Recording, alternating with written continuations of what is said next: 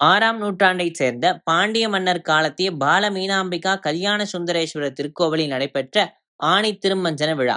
அலங்கார திருமஞ்சனத்திற்கு பிறகு சர்வ அலங்காரத்தில் பக்தர்களுக்கு காட்சியளித்தார் நடராஜமூர்த்தி.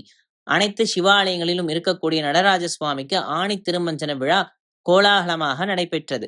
இந்த நிலையில் மதுரை அவனியாபுரம் பகுதியில் பாண்டிய மன்னர் காலத்திய 6ஆம் நூற்றாண்டை சேர்ந்த புராதாரணமான பால மீனாம்பிகா கல்யாண சுந்தரேஸ்வரர் கோயில் வளாகத்தில் அமைந்திருக்கக்கூடிய சுமார் 5 அடி உயரமுள்ள நடராஜருக்கு ஆணி திருமஞ்சன சேவை சிறப்பாக நடைபெற்றது. ஆணி திருமஞ்சனத்தை முன்னிட்டு பால், பழம், தயிர், வெண்ணெய் உள்ளிட்ட பல்வேறு திரவியங்களால் சிறப்பு அபிஷேகங்களும் அதனைத் தொடர்ந்து சிறப்பு பூஜைகளும் நடைபெற்றன. இந்த சிறப்பு அபிஷேக ஆராதனையின் பொழுது ஏராளமான பக்தர்கள் சிவனை குறித்தும் நடராஜரை குறித்தும் மனமுருக பாடல்களை பாடி வழிபட்டனர்.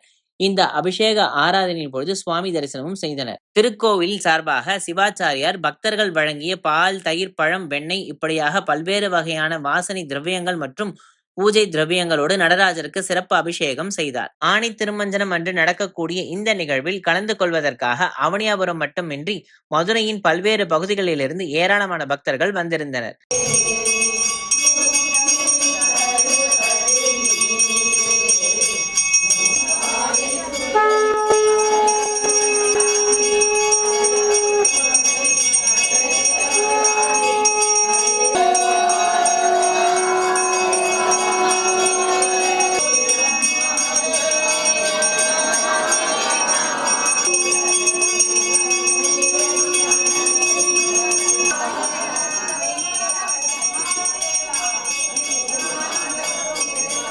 நடராஜர் சர்வ அலங்காரத்தில் பக்தர்களுக்கு காட்சியளித்தார். வருடத்தில் ஒருமுறை மட்டுமே நடைபெறக்கூடிய இந்த ஆணி திருமஞ்சன விழாவின் பொழுது நடராஜரை காண கண்கோடி வேண்டும் என்கின்ற வகையில் வந்திருந்த பக்தர்கள் மெய்சிலிர்க்க நடராஜரை வணங்கி வழிபட்டு சென்றனர். அன்னை பால மீனாம்பிகா மற்றும் கல்யாண சுந்தரேஸ்வரர் ஆலய சார்பில் வழங்கப்பட்ட சந்தனம், புஷ்பம் மற்றும் புளியோரை உள்ளிட்ட பிரசாதங்களை பக்தர்கள் வாங்கிச் சென்றனர்.